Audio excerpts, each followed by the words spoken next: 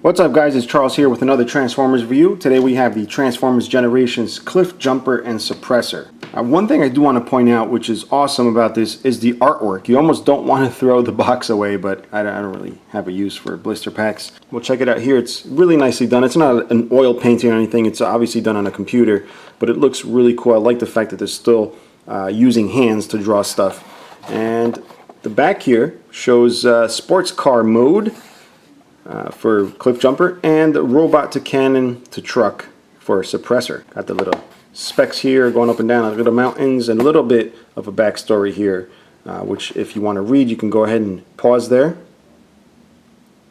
Otherwise, we're just going to jump right in and check it out. Alright, so here we got him out of the package. We're actually going to start with Suppressor first, alright, which is a little armored vehicle here with 6 wheels.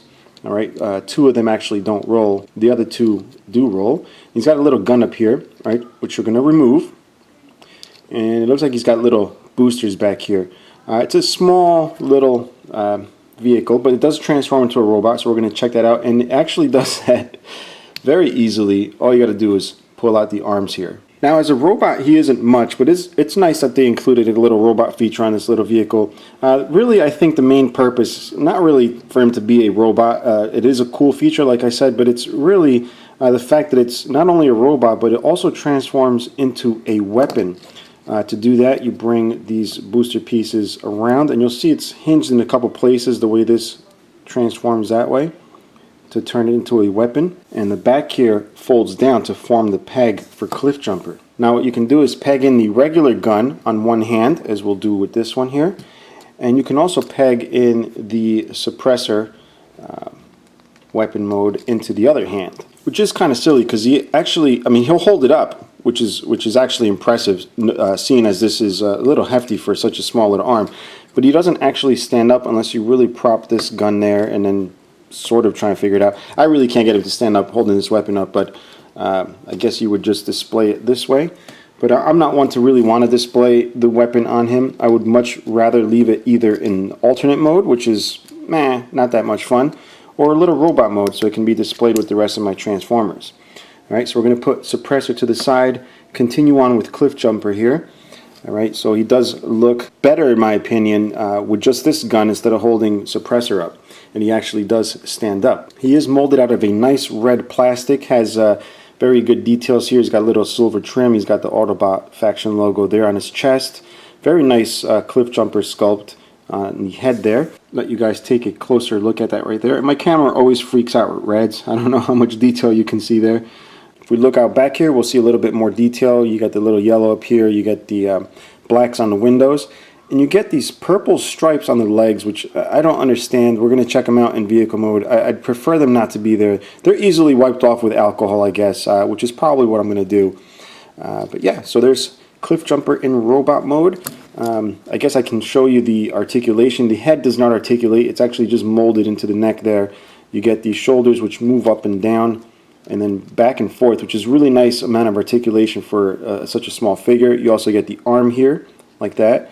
You do get the swivel because of the ball joint, which also acts as a joint for the elbow. The hands do not articulate. There is no waist. You do get ball jointed hips, which gives you a good range of motion. You also get a knee, which doesn't really move much. All right, it's actually blocked off by this little peg back here. All right. And then you get the feet, which just move up and down, but that's due to transformation. Speaking of transformation, that's exactly what I'm going to do right now. Pop off the weapon there. I want to bring these out, unfold this, do that on both sides, obviously. And go ahead and peg the legs together. Bring the arms back here, bring this up, fold this over to help the back clear back there. Then fold the feet here to form the front of the car. And the rest is pretty easy. Just get everything in its place, bring the legs up, push them in, and then just align all the panels here on the side to form one side of the car. Do the same with the other. And there we have little Cliffjumper. I don't have Bumblebee with me to compare, but it's pretty much the same thing, just different color. Although this has a lot of paint apps, I really, it's weird. Hasbro leaves paint apps off of stuff that should have paint apps, and then this that shouldn't, they put it on, and they just slap any old thing there because I just don't think it looks good. But he's got these little wave lines here, purple and black, very 80s. Got the purple here. Anybody who did this in real life on their car would be laughed at. You can also attach the weapon here on the top. I do like the little spoiler back here. It looks really cool. Yellow taillights, little silver diffuser, whatever that is there. But yeah, overall pretty cool looking. And we'll put a suppressor here on his side. Very quick transformation. Just fold his arms in. And that's it, guys. This is the Cliffjumper suppressor set. If you have any questions or comments, please leave them below. Until next time, bye-bye.